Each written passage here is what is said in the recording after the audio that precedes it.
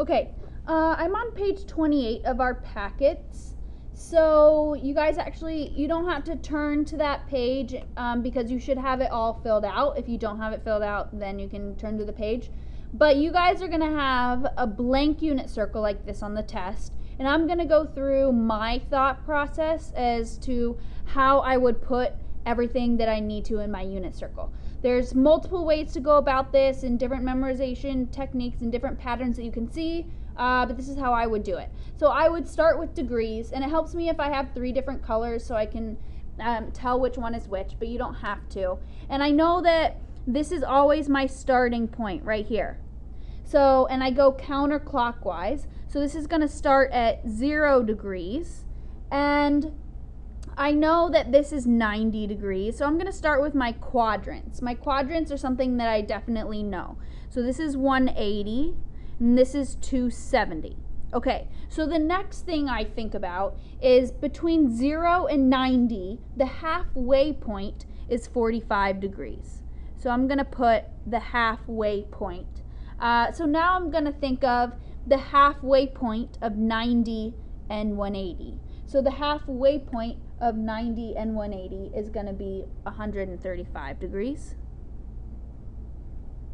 The halfway point between 180 and 270 is going to be 225.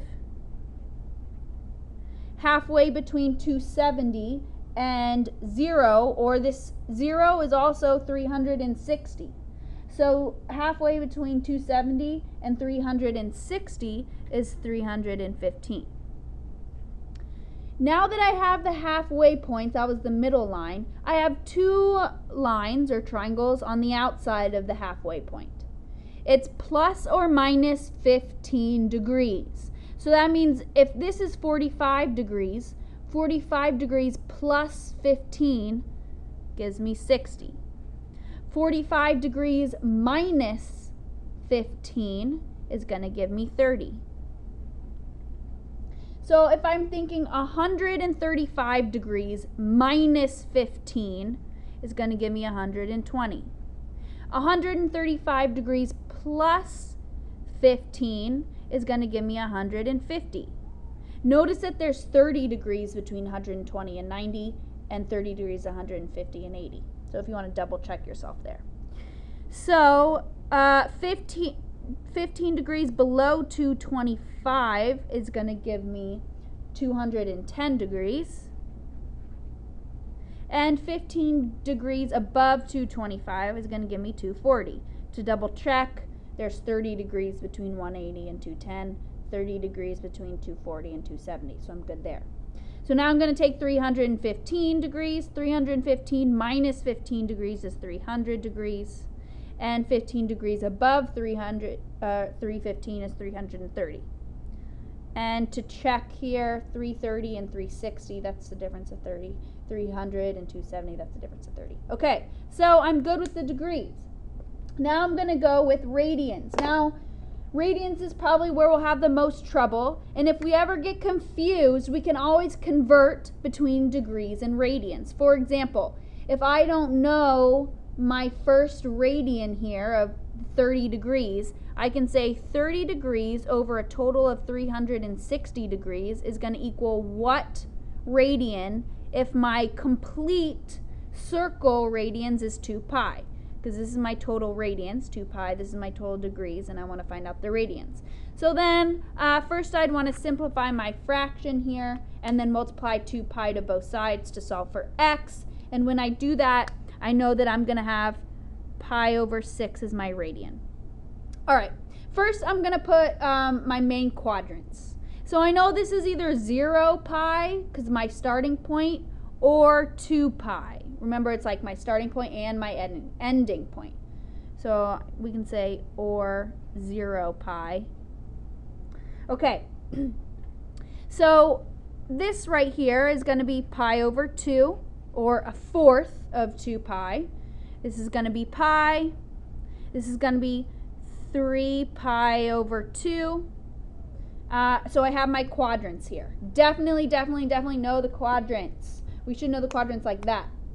Okay, so this is going to be pi over 6, pi over 4, pi over 3. And looking at my my fraction here, it's over 6, over 4, over 3.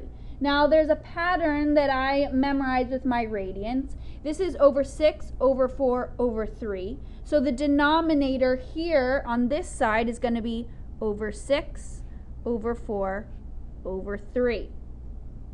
And then I'm going to add my numerator. My numerator here is going to be, now things are going to be greater than pi over 2. And it's going to be 1 above this 3. Or sorry, 1 below. So 2 pi over 3. Notice there's only a difference of 1 there. A difference of 1 here would be 3 pi over 4. The difference here would be 5 pi over 6. Okay, so 6, 4, 3, 3, 4, 6, and then my numerators are just 1 less than my denominator. 2 over 3, 3 over 4, 5 over 6. So the same pattern of my denominators goes for this one. So if I have 6, 4, 3, 3, 4, 6, and it's going to go again. 6, 4, 3, and then this side is going to be 3, 4, 6. All right, I have my denominator down. Now I know that if this is less, these were less than 1 pi, 2 over 3, 3 over 4, 5 over 6, this has to be greater than 1 pi. So something 1 greater than 6 is 7. 1 greater than 4 is 5. 1 greater than 3 is 4. Remember, you can always go back to your conversions if you forget this.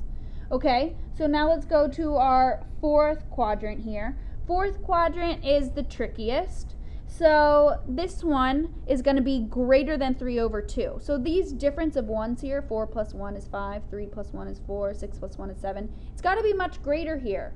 It's got to be greater than 1.5. So this one is going to be 5 pi over 3, 7 pi over 4, 11 pi over 6.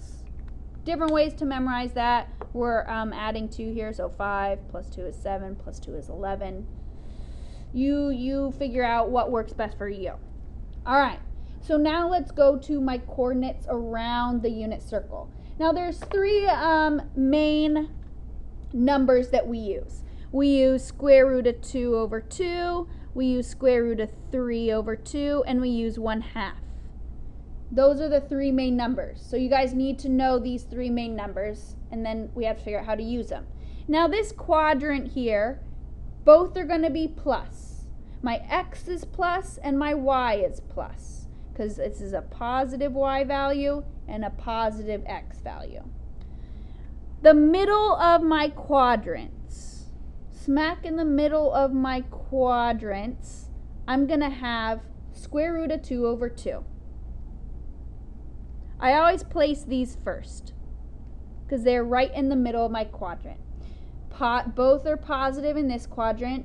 In this quadrant, second quadrant, I have a negative x value and a positive y value. So I'm going to have a negative square root of 2 over 2 and a positive square root of 2 over 2.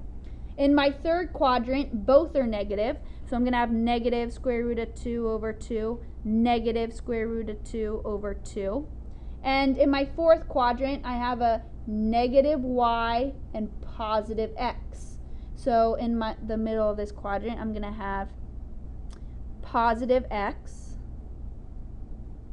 and negative y. All right, now I have the middle of my quadrants down.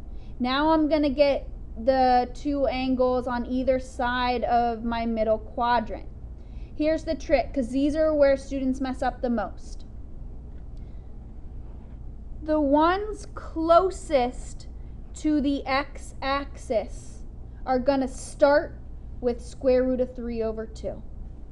So I'm going to have square root of 3 over 2. And this one is going to be square root of 3 over 2. So here, this is going to be negative square root of 3 over 2, because remember x is negative here, and x is going to be negative here too. So negative square root of 3 over 2. Well, if this is square root of 3 over 2, that means my other value is 1/2. So let me add my 1/2s. This is going to be a negative 1/2 because my values are negative here. So negative 1/2. Both values are negative here, so this has to be a negative 1/2. And this is going to be a positive 1/2 because I'm in my positive y direction. All right, we're good with that. Now, the numbers, the angles on either side of the y, close to the y-axis, so I'm talking about this one, this one, this one, and this one. The ones close to the y start with 1/2. So 1/2. This is going to be positive 1/2, negative 1/2, negative 1/2.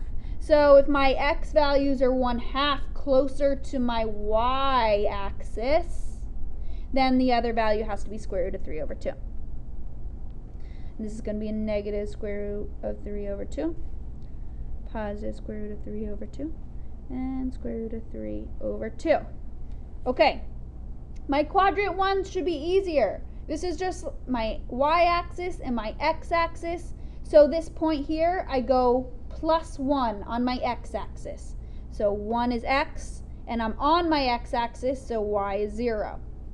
If I go up 1 on the y-axis, that means y is 1 and x is 0. If I go a negative 1 on my x-axis, that means x is negative 1 and y is 0. And if I go negative 1 on my y-axis, y is negative 1 and x is 0. Phew, I've done my unit circle and I can move on to more in-depth questions. Happy studying!